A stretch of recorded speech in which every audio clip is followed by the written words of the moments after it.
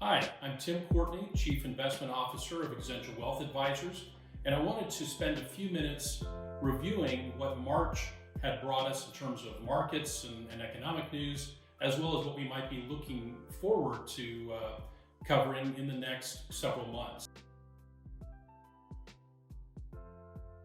Over the last year, from March of 2020 to March of 2021, the market has gone on one of the longest uninterrupted moves higher that history has ever seen.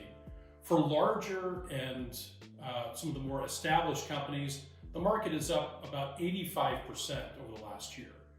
And for smaller companies, and oddly enough, these were the ones that were the most sensitive to the economic downturn last year and were really the hardest hit, small companies are up about 125% over the last year. So even though we were in a recession last year and there was a lot of damage done, the market has responded by providing one of the longest strings of market returns, positive market returns that we've ever seen without a correction. And so the market is positioned really for a strong 2021, and the pricing is such that it really wants to see a lot of the strength that and recovery that's been talked about and anticipated starting to formulate now. So one of the reasons why the market has responded so well over these last 12 months is because investors have pretty much gotten everything that they wanted to see that justifies these higher prices.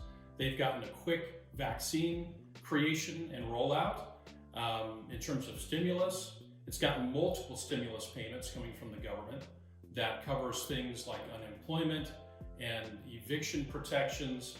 And we're seeing that in the consumer confidence. You'd expect, after a lot of the damage that was done last year, for consumer confidence to be really low.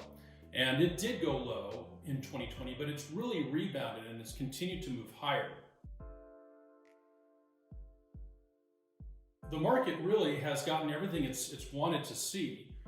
And we're also seeing that in other pricings, other fear measures that the market would want to see move lower, and those fear measures have been moving lower. Things like gold prices, the dollar, the VIX volatility measure. The VIX dropped below 20 this week and is holding around 20. Last year, at its peak, it got up to over 80. So those fear measures have all been either holding steady or dropping, and that's confirming a lot of what the market is hoping for in this next quarter, which will be a lot of good news.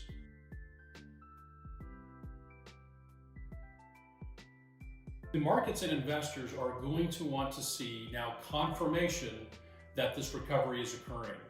And, we had great fourth quarter earnings numbers, and the market's going to want to see that those fourth quarter earnings and the momentum that they started carry over into the first quarter.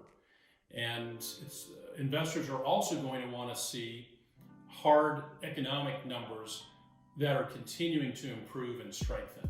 So things like the unemployment number going lower, and unemployment claims going lower, things like shipping rates, things like airline bookings and hotel bookings, and just spending overall going up. The market wants to see this consumer confidence, which has been building, translating into real economic numbers, and that spending that's going to be converted into earnings.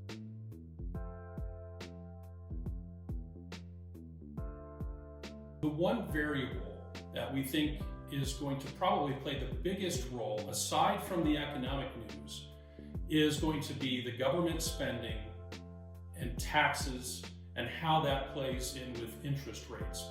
We've seen interest rates move up from a low, an all-time low last year in 2020 to still low numbers, but those interest rates have been accelerating recently. We started the year off on the 10-year Treasury rate at a little less than 1%, and that rate is now almost doubled to about 1.7%. A lot of that has to do with normal growth that we would see and expect in a recovery. You'd expect interest rates to move higher, but some of that move higher in interest rates is due to the increased government spending and the increased debt that's funding the spending. There's going to be a lot of talk about how that spending is dealt with, either through debt or tax increases. There's a lot of talk this week, obviously, about what tax changes are coming, and undoubtedly there are going to be some tax changes coming for corporate rates as well as individual rates and individual rules.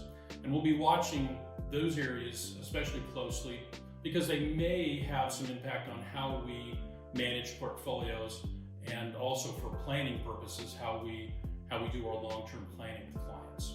I hope this has been helpful. If you have any questions, please don't hesitate to call your Exencial advisor.